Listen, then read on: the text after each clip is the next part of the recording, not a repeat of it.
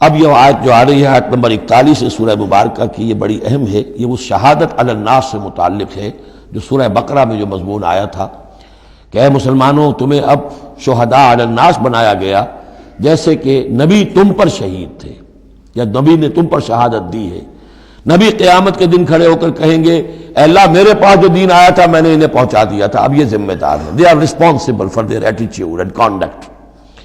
تو یہ بات تمہیں کہنی ہے قیامت کے دن کھڑے ہو کے اے اللہ ہم نے اپنے زمانے کے لوگوں تک تیرا دین پہنچا دیا تھا.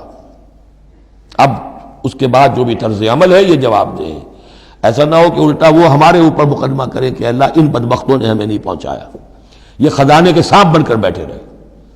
تو یہ تو ایک رخ ہے اس کا. لیکن یہ کہ جس کے ذمے یہ ڈیوٹی لگ گئی ہو، واقعہ یہ ہے کہ اس کے لیے تو ایک بہت بھاری یوں سمجھیے کہ بوجھ ہے اس پر. اب اس کا جو ہے نقشہ کھینچا جا رہا ہے قیامت کے دن کیا ہوگا. فَكَيْفَ إِذَا جِئْنَا مِن كُلِّ أُمَّةٍ بِشَهِيدٍ، تو کیا ہوگا اس دن، کیا صورتحال ہوگی جس دن کہ ہم ہر امت میں سے ایک شہید کھڑا کریں گے. کون؟ ان کا نبی اور رسول جس نے ان کو دعوت پہنچا دی.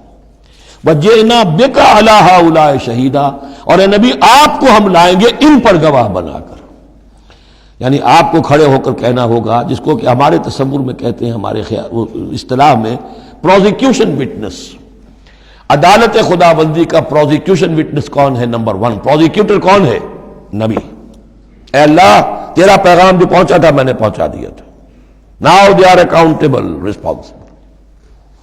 تو اس کے کیا معنی ہوئے؟ اپنی ہی قوم کے خلاف گواہی آ گئی نا. علا کا لفظ یہاں بھی نوٹ کر لیجیے. علی ہؤلاء شہیدا. علی ہمیشہ مخالفت کے لیے آتا ہے.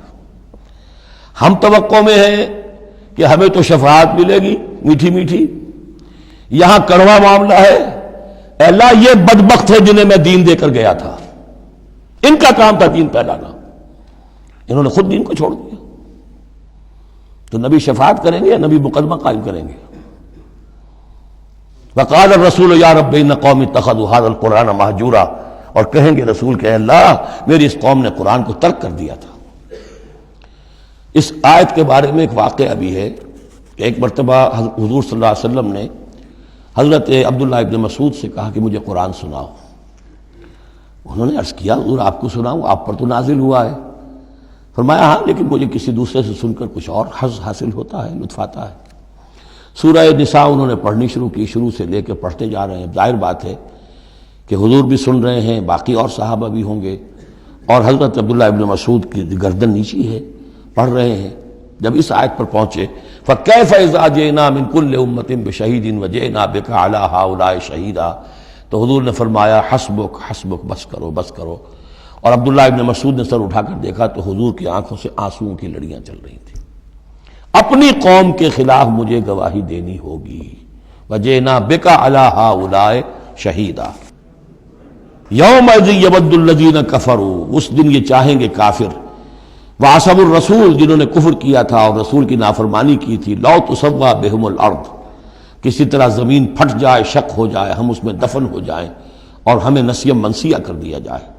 وَلَا يَكْتُمُونَ اللَّهَ حَدِيثًا، اللہ سے وہ کوئی بات چھپا نہیں سکیں گے.